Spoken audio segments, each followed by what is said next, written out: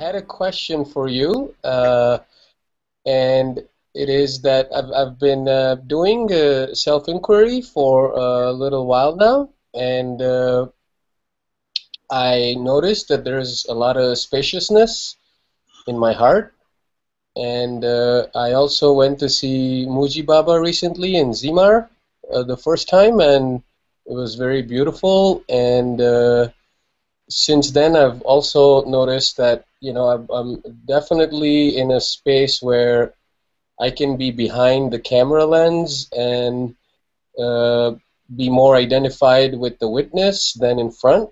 But there's also periods where I get in front of the lens and then I'm lost, and then I have to ask the questions: is who is making future plans, or who is making having conversations with people in his head, and those kind of questions to bring it back behind the lens. And my question is, how can you tell that that voice that's helping you ask the questions can be trusted?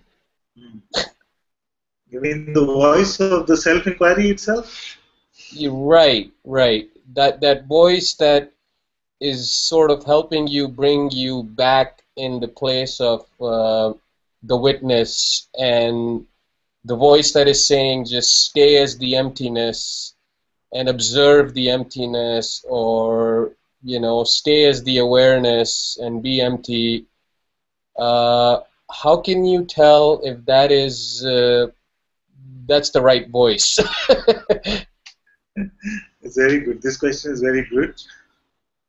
So, if we were to drop all allegiance to this voice, all belief in this voice, then what remains? So, suppose even this voice, which is saying, now you just stay as the self, stay behind the camera, stay as the witness, who are you now? You see? This one, if we drop all allegiance to this one, all belief is withdrawn from this voice also, then what remains?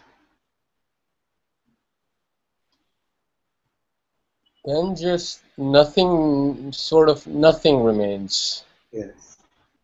Is it a bad nothing? No, it's a good nothing, but it goes away quickly, because then thoughts come up and then there's attraction, and but then again when you can bring it back to the nothing, it's a very good nothing. Uh, So the thoughts are also this voice, isn't it? You see, so what we can say is that if we drop everything that this mind is saying,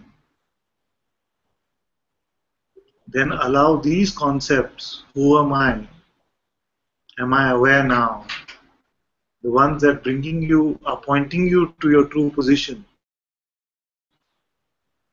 allow them to be dropped last. Because the mind is so tricky. It can say, but these pointers are also the mind. You see, which they are ultimately. Like Bhagavan Ramana Maharishi said that these are just thorns that we are using to remove other thorns from our finger, and then both the thorns are thrown away.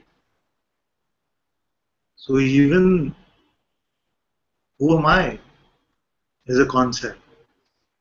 Don't believe your next thought is a concept.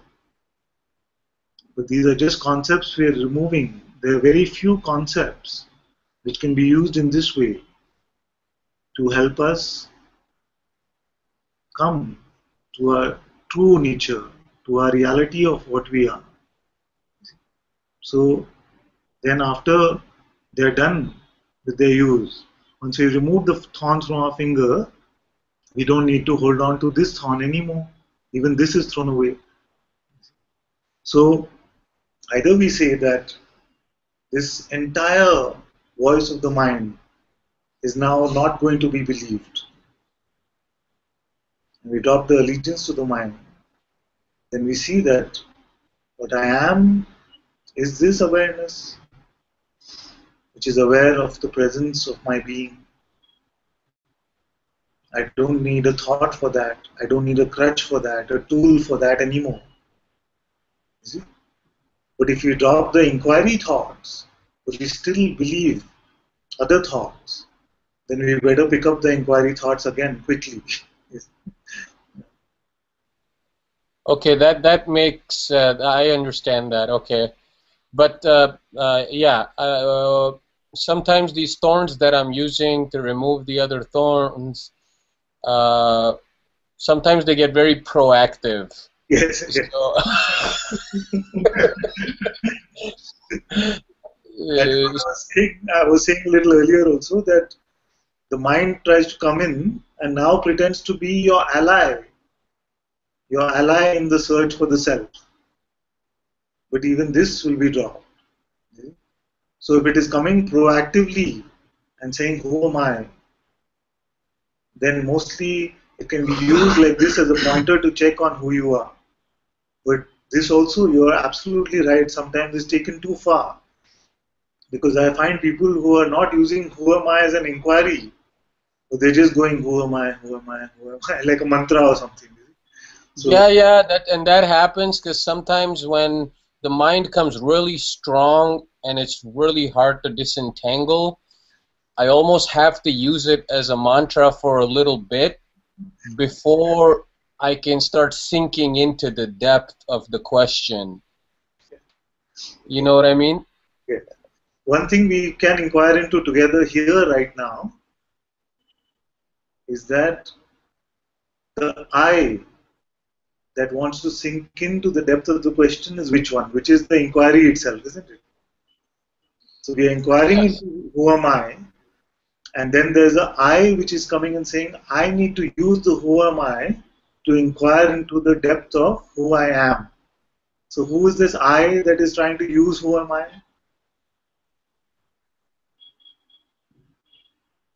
Yeah, that I can also be observed. It's in front of the lens. As what?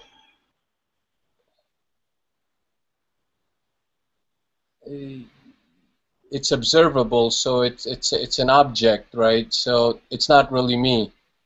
Can we find this object? No, not physically.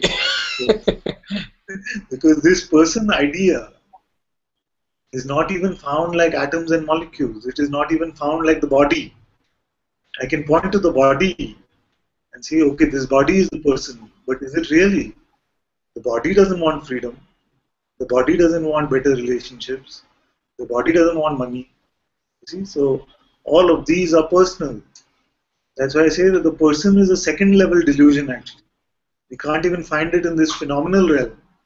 You see. Even our imagination of it is not very clear. And that is the whole mystery. How something which is not even here, we don't even have a clear picture of it, seems to get so much of our belief that I must be that. Hmm. Yeah. And it's very sneaky because all that we find of this person is a representative voice. Its lawyer seems to be in our head saying, I must do this or I must not do this. Now I must do it like this. I am doing it like this. You see?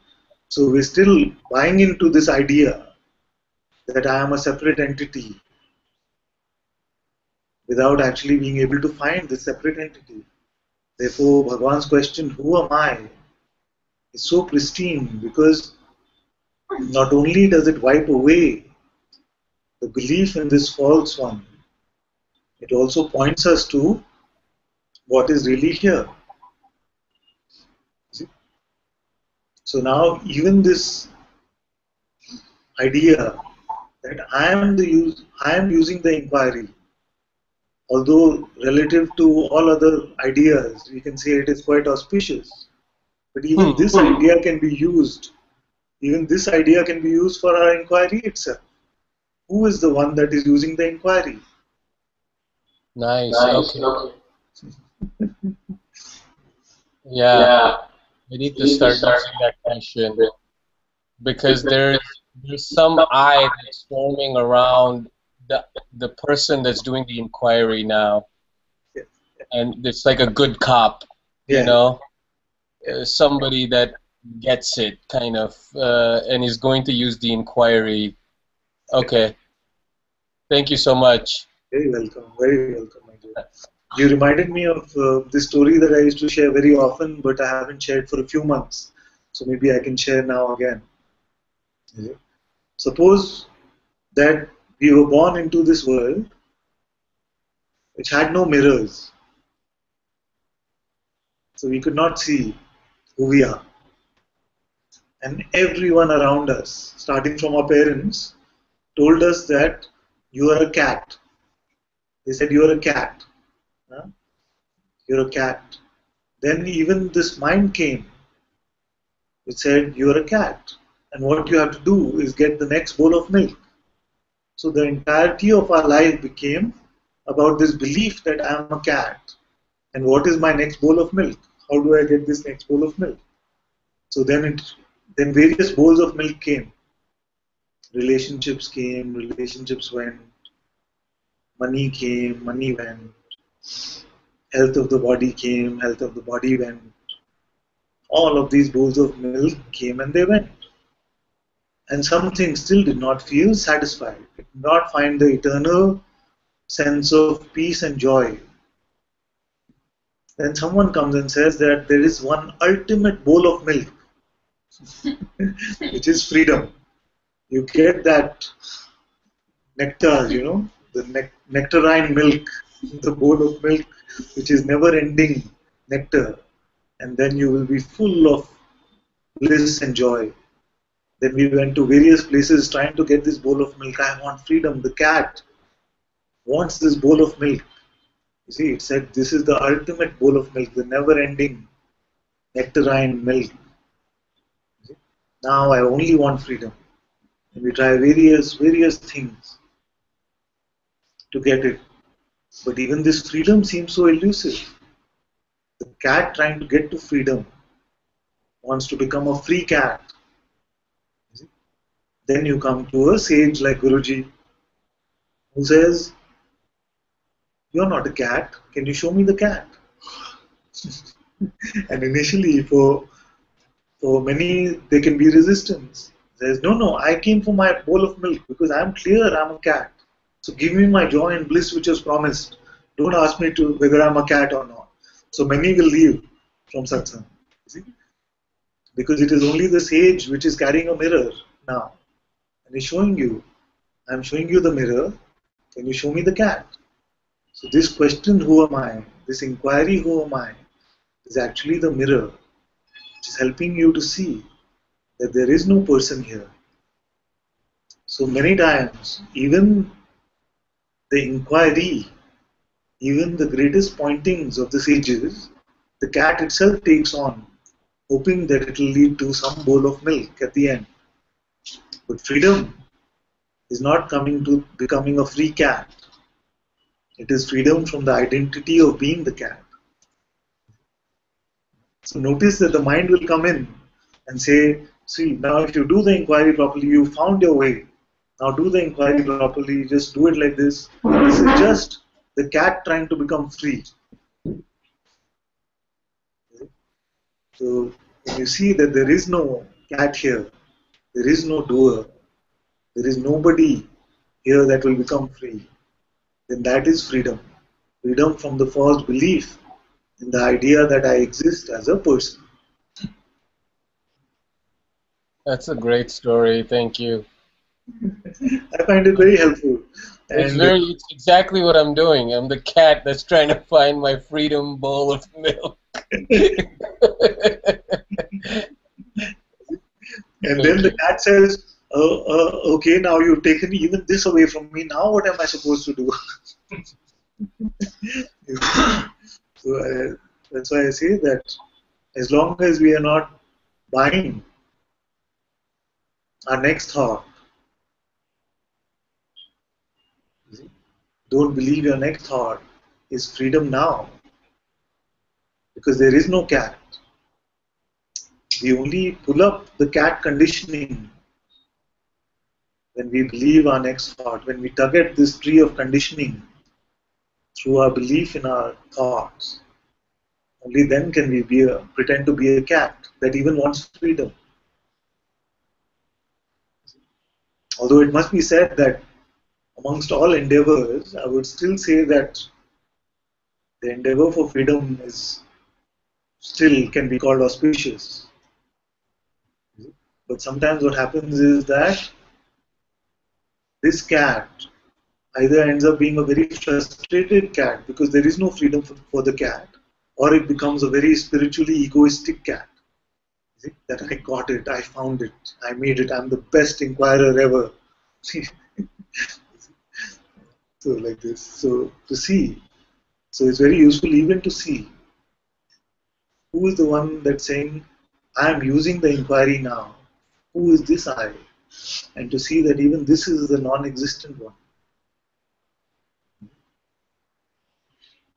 By the way, this does not mean that we have to drop the inquiry, because the dropping of the inquiry prematurely is also a conclusion which comes from the mind. So for a while it can seem very wobbly, because I had a path, now he's taken the path also away from me. I don't know what to do. But he said also don't drop the inquiry. And it can seem like completely confusing and frustrating to the mind.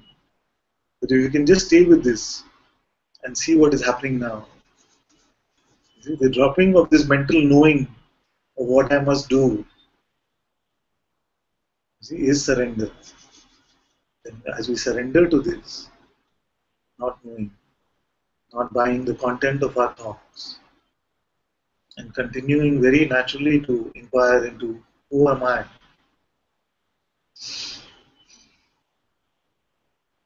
Who is aware of even these words, who am I? Who is aware of the thoughts which are coming in response to these words?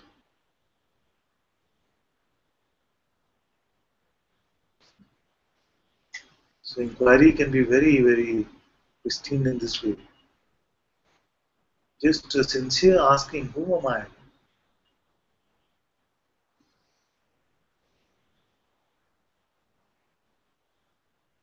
Not as a practice, but as a genuine questioning, sincere questioning. I don't know who I am, but I am here. Who knows even that I am here?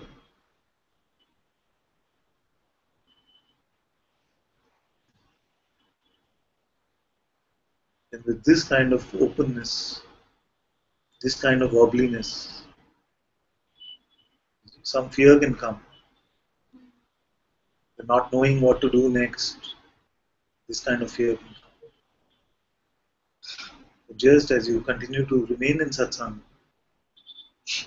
you'll find very quickly that these words which are pointing you to what you are, these pointers, seem more and more clear.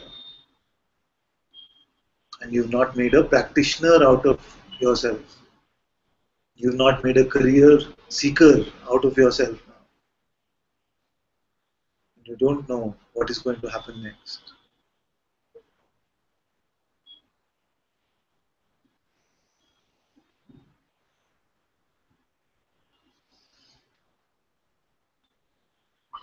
So I'd be very happy actually next time when we speak,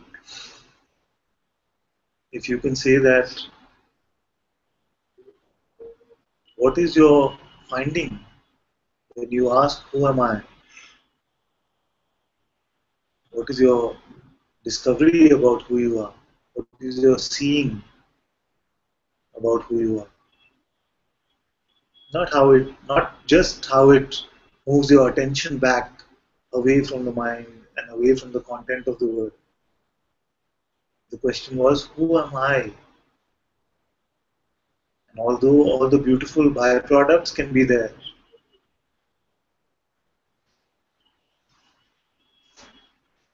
the root of the question still remains, who are you?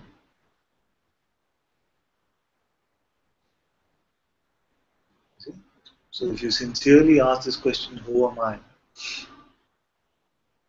Including ask yourself, who is asking the question, who am I? Who am I? It becomes just so strong like this. Who am I?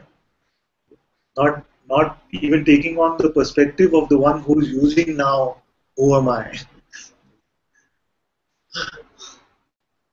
Right now, when I ask the question, all I get is just silence, and it's a peaceful silence. But then the silence gets disrupted with thoughts after a little bit, and then that's where it sort of ends, and then I have to like ask other questions about who's thinking those thoughts and come back to the who am I question. So that's where I'm at right now. This is very good. This is very good. So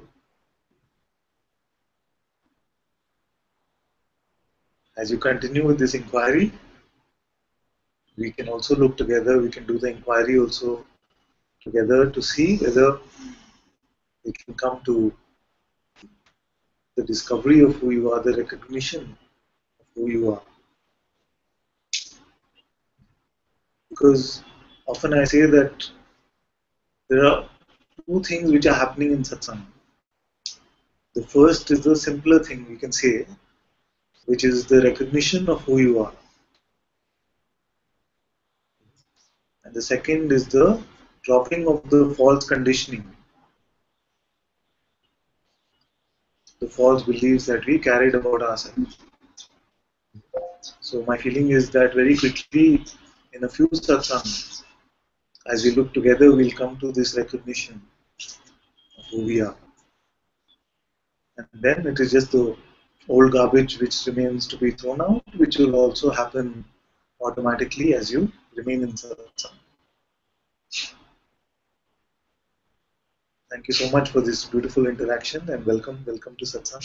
Thank you so much. Really appreciate it. Love you. Thank you.